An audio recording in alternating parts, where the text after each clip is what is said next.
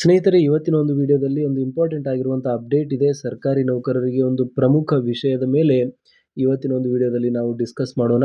So ಹಾಗಾಗಿ ಯಾರೆಲ್ಲ ಚಾನಲ್ಗೆ ಇನ್ನೂ ಕೂಡ ಹೊಸದಾಗಿ ವಿಸಿಟ್ ಮಾಡ್ತಾ ಇದ್ದೀರಾ, ದಯವಿಟ್ಟು ಚಾನಲ್ನ ಸಬ್ಸ್ಕ್ರೈಬ್ ಮಾಡ್ಕೊಳ್ಳಿ. ಸರ್ಕಾರಿ ನೌಕರರಿಗೆ ಉಪಯುಕ್ತವಾಗಿರುವಂಥ ಮಾಹಿತಿಯನ್ನು ನಾವು ಡೇ ಟು ಡೇ ಕೊಡ್ತಾ ಇರ್ತೀವಿ. ಆ್ಯಂಡ್ ಇದಕ್ಕಿಂತ ಮುಂಚೆ ಕೂಡ ಹಲವಾರು ವಿಡಿಯೋಸ್ಗಳನ್ನು ನಾವು ಸರ್ಕಾರಿ ನೌಕರರಿಗಾಗಿ ಅಪ್ಲೋಡ್ ಮಾಡಿದ್ದೇವೆ. ಮತ್ತು ಇನ್ನೂ ಕೂಡ ಮುಂದಿನ ದಿನಗಳಲ್ಲಿ ಕೆಲವೊಂದಿಷ್ಟು ಇಂಪಾರ್ಟೆಂಟ್ ವೀಡಿಯೋಸ್ಗಳು ಬರಬೇಕಾಗಿರುವಂಥದ್ದು ಬಾಕಿ ಇದೆ. ಸೊ ಹಾಗಾಗಿ ಚಾನಲ್ನ ಸಬ್ಸ್ಕ್ರೈಬ್ ಮಾಡ್ಕೊಳ್ಳುವಂಥದ್ದು ಮರಿಬೇಡಿ. ಸೊ ಇವತ್ತಿನ ಒಂದು ವಿಡಿಯೋನ ಪ್ರಮುಖ ಉದ್ದೇಶ ಕರ್ನಾಟಕ ಸರ್ಕಾರಿ ನೌಕರರ ಕಡ್ಡಾಯ ನಿವೃತ್ತಿ ನಿಯಮಗಳು.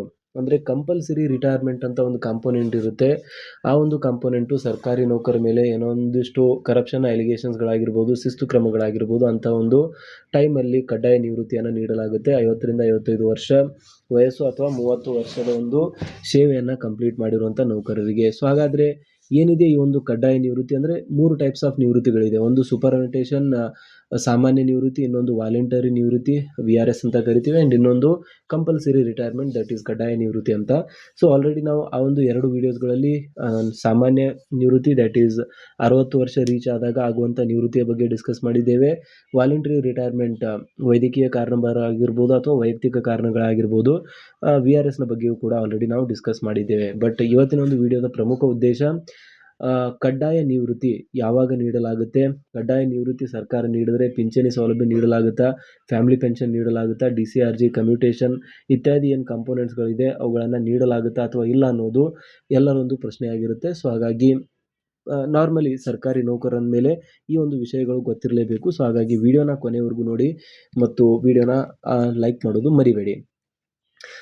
KCS-CCA ನಿಯಮಗಳು ಮತ್ತು KCSR ನಿಯಮ 285 ಅಡಿಯಲ್ಲಿ ಕಡ್ಡಾಯ ನಿವೃತ್ತಿಯ ಸಂಪೂರ್ಣ ಒಂದು ಮಾಹಿತಿಯನ್ನು ನಾವು ನೋಡ್ತಾ ಹೋದರೆ, ಮೊಟ್ಟ ಮೊದಲನೇದಾಗಿ ಕಡ್ಡಾಯ ನಿವೃತ್ತಿ ಅಂದರೆ ಏನು ಅಂತ ನಿಮ್ಮ ಒಂದು ಪ್ರಶ್ನೆ ಇದ್ದರೆ ಅದಕ್ಕೂ ಕೂಡ ಮೊಟ್ಟ ಮೊದಲನೇದಾಗಿ ಉತ್ತರವನ್ನು ಇಲ್ಲಿ ನೋಡೋಣ.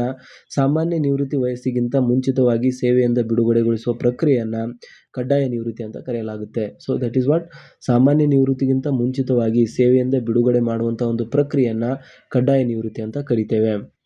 ಕಡ್ಡಾಯ ನಿವೃತ್ತಿಯ ಪ್ರಮುಖ ವಿಧಗಳು ಬಂದ್ಬಿಟ್ಟು, ಕಡ್ಡಾಯ ನಿವೃತ್ತಿ ಎಂಬುದನ್ನು ಸಾಮಾನ್ಯವಾಗಿ 2 ವಿಭಿನ್ನ ಸಂದರ್ಭಗಳಲ್ಲಿ ಬಳಸಲಾಗುತ್ತದೆ.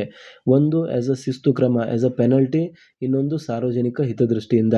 ಸೊ 2 ಸಂದರ್ಭಗಳಲ್ಲಿ ಕಡ್ಡಾಯ ನಿವೃತ್ತಿಯನ್ನು ನೀಡಲಾಗುತ್ತೆ. ಸೊ ಇಲ್ಲಿ ನೋಡ್ತಾ ಇರುವಂಥದ್ದು ಮೊಟ್ಟ ಮೊದಲನೇದು ಶಿಸ್ತು ಕ್ರಮ ಆ್ಯಸ್ ಅ ಪೆನಲ್ಟಿ ಅಂದರೆ KCS-CCA ರೂಲ್ಸ್ 1957 ಅಡಿಯಲ್ಲಿ ನೌಕರರು ಎಸಗಿದ ಗಂಭೀರ ತಪ್ಪುಗಳಿಗಾಗಿ ವಿಧಿಸುವ ಒಂದು ದೊಡ್ಡ ಶಿಕ್ಷೆ ಮೇಜರ್ ಪೆನಲ್ಟಿ ಅಂತ ಕರೆಯಲಾಗುತ್ತದೆ. ಇನ್ನೊಂದು ಸಾರ್ವಜನಿಕ ಹಿತದೃಷ್ಟಿಯಿಂದ ಪಬ್ಲಿಕ್ ಇಂಟ್ರೆಸ್ಟ್ನಲ್ಲಿ KCSR ನಿಯಮ 285 ಅಡಿ ದಕ್ಷತೆ ಕಳೆದುಕೊಂಡ ಅಥವಾ ಭ್ರಷ್ಟ ನೌಕರರನ್ನು ಆಡಳಿತದ ಹಿತದೃಷ್ಟಿಯಿಂದ ಮುಂಚಿತವಾಗಿ ನಿವೃತ್ತಿಗೊಳಿಸುವುದು, ಇದು ಎರಡನೇ ಒಂದು ಆಪ್ಷನ್ ಆಗಿರುತ್ತದೆ. ಸೊ ಶಿಸ್ತು ಕ್ರಮವಾಗಿ ಕಡ್ಡಾಯ ನಿವೃತ್ತಿಯನ್ನು ಯಾವ ರೀತಿಯಾಗಿ ನೀಡಲಾಗುತ್ತದೆ ಅದರ ಬಗ್ಗೆ ಏನು ಮಾಹಿತಿ ಇದೆ ಅಂತ ನಾವು ನೋಡಿ. ಸೊ ಶಿಸ್ತು ಕ್ರಮವಾಗಿ ಕಡ್ಡಾಯ ನಿವೃತ್ತಿ ಬೇಸಿಕಲಿ ಇಲ್ಲಿರುವಂಥದ್ದು ನಿಯಮ ಕರ್ನಾಟಕ ನಾಗರಿಕ ಸೇವಾ ವರ್ಗೀಕರಣ ನಿಯಂತ್ರಣ ಮತ್ತು ಮೇಲ್ಮನವಿ ನಿಯಮಗಳು 1957 ನಿಯಮ 8(4) ಅಡಿಯಲ್ಲಿ ಇದೊಂದು ದೊಡ್ಡ ಶಿಕ್ಷೆಯಾಗಿದೆ.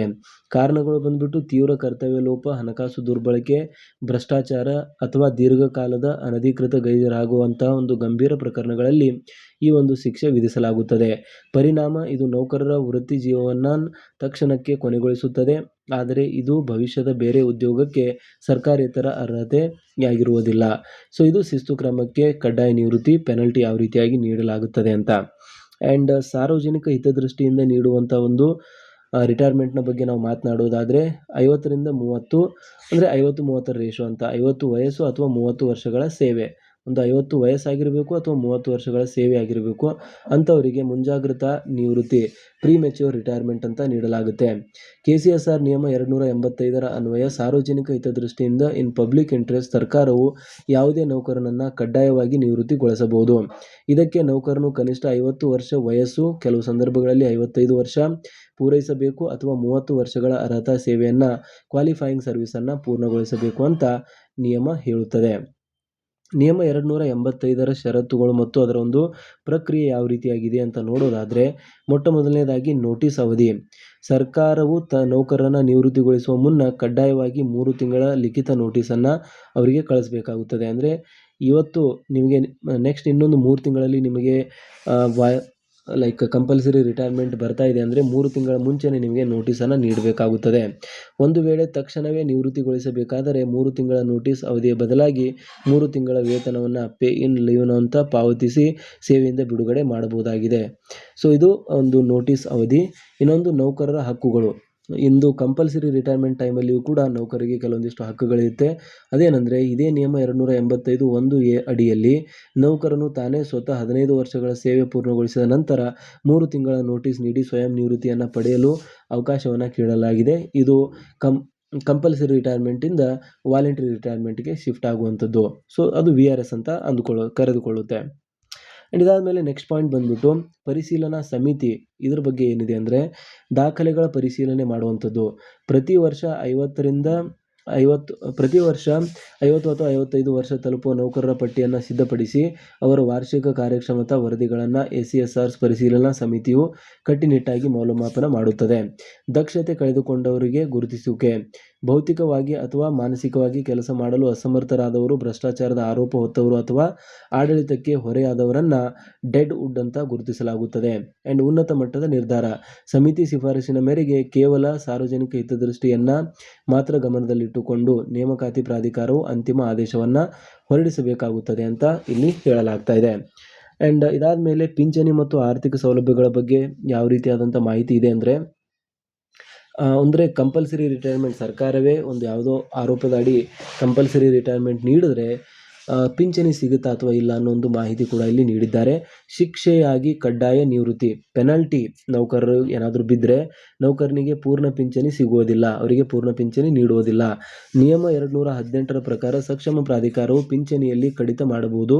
ಆದರೆ ಅದು ಸಾಮಾನ್ಯ ಪಿಂಚಣಿಯ 2/3 3/2ಗಿಂತ ಕಡಿಮೆ ಇರುವಂತಿಲ್ಲ. ಅಂದರೆ 2/3 ಭಾಗ 2/3 ಭಾಗ ಅದಕ್ಕಿಂತ ಕಡಿಮೆ ಮಾಡೋಕ್ಕೆ ಸಾಧ್ಯ ಇಲ್ಲ. ₹100 ಸಿಗ್ತಿದ್ರೆ ಅದರಲ್ಲಿ 2/3 ಅದರ ಒಂದು 2/3 ಅಮೌಂಟನ್ನು ಇಲ್ಲಿ ನೀಡಲಾಗುತ್ತೆ. ಫಾರ್ ಎಕ್ಸಾಂಪಲ್ ಸಾರ್ವಜನಿಕ ಹಿತದೃಷ್ಟಿಯಿಂದ ನಿವೃತ್ತಿ ಆದರೆ ರೂಲ್ 285ರ ಅಡಿ ನಿವೃತ್ತಿಯನ್ನು ನೀಡಿದರೆ ಇದೊಂದು ಶಿಕ್ಷೆಯಲ್ಲದ ಕಾರಣ ನೌಕರನು ಅಲ್ಲಿಯವರೆಗೆ ಸಲ್ಲಿಸಿದ ಒಟ್ಟು ಸೇವೆಗೆ ಅನುಗುಣವಾಗಿ ಪೂರ್ಣ ಪಿಂಚಣಿ ಮತ್ತು ಗ್ರ್ಯಾಚ್ಯುಯಿಟಿ ಪಡೆಯಲು ಅರ್ಹರಾಗಿರುತ್ತಾರೆ. ಸೊ ಶಿಕ್ಷೆಯಾಗಿ ಕಡ್ಡಾಯ ಪೆನಾಲ್ಟಿಯಲ್ಲಿ ನಿವೃತ್ತಿ ಆದರೆ 2/3 ಮಾತ್ರ ಸಿಗುತ್ತೆ. ಬಟ್ ಸಾರ್ವಜನಿಕ ಹಿತದೃಷ್ಟಿಯಿಂದ ನಿವೃತ್ತಿ 285ರ ನಿಯಮದ ಅಡಿಯಲ್ಲಿ ನೀಡಿದ್ರೆ ಅವರಿಗೆ ಪೂರ್ಣ ಪ್ರಮಾಣದ ಪಿಂಚಣಿಯನ್ನು ನೀಡಲಾಗುತ್ತೆ ಅಂತ ಇಲ್ಲಿ ಕ್ಲಿಯರ್ ಆಗಿ ಹೇಳಲಾಗ್ತಾ ಇದೆ. ಸೊ ಇದಾದಮೇಲೆ ನೆಕ್ಸ್ಟ್ ಹೇಳ್ತಾ ಹೋಗ್ತಾರೆ ಸಾಮಾನ್ಯ ವರ್ಸಸ್ ಕಡ್ಡಾಯ ನಿವೃತ್ತಿಯ ಮುಂದೆ ಡಿಫ್ರೆನ್ಸ್ಗಳು ಏನಿದೆ ಅಂತ ನೋಡಿದ್ರೆ ವಿವರಣೆ ಮೊದಲನೇ ಕಾಲಮ್ ಸಾಮಾನ್ಯ ನಿವೃತ್ತಿ ಆ್ಯಂಡ್ ಕಡ್ಡಾಯ ನಿವೃತ್ತಿ ಅಂತ ಇಲ್ಲಿ ನೋಡ್ತಾ ಹೋದರೆ ವಯಸ್ಸು ಸಾಮಾನ್ಯ 60 ವರ್ಷಗಳಿದ್ದಾಗ ಕಡ್ಡಾಯ ನಿವೃತ್ತಿ 60 ವರ್ಷಗಳಿಗಿಂತ ಮುಂಚಿತವಾಗಿ, ಉದಾಹರಣೆಗೆ 50 ಅಥವಾ 55 ವರ್ಷಕ್ಕೆ. ಕಾರಣ ವಯೋಮಿತಿ ತಲುಪಿರುವಂಥದ್ದು. ಇಲ್ಲಿ ಶಿಸ್ತು ಕ್ರಮ ಅಥವಾ ದಕ್ಷತೆಯ ಕೊರತೆ ಇರುವಂಥದ್ದು. ಪಿಂಚಣಿ ಪೂರ್ಣ ಅರ್ಹತಾ ಸೇವೆಗೆ ಅನುಗುಣವಾಗಿ ನೀಡಲಾಗುತ್ತೆ. ಶಿಕ್ಷೆಯಾಗಿದ್ದರೆ ಕಡಿತವಿರುತ್ತದೆ, ಕನಿಷ್ಠ 2/3 ಮಾತ್ರ ನೀಡಲಾಗುತ್ತದೆ. ನೋಟಿಸ್ ಅವಧಿ ಅಗತ್ಯವಿಲ್ಲ, ಸ್ವಯಂಚಾಲಿತವಾಗಿ ಆಗುತ್ತೆ. ಬಟ್ ಇಲ್ಲಿ 3 ತಿಂಗಳ ನೋಟಿಸ್ ಅಥವಾ 3 ತಿಂಗಳ ವೇತನ ಕಡ್ಡಾಯವಾಗಿ ರೂಲ್ 285 ಪ್ರಕಾರ ನೀಡಬೇಕಾಗಿರುವಂಥದ್ದು ಅತ್ಯವಶ್ಯಕ ಆಗುತ್ತದೆ.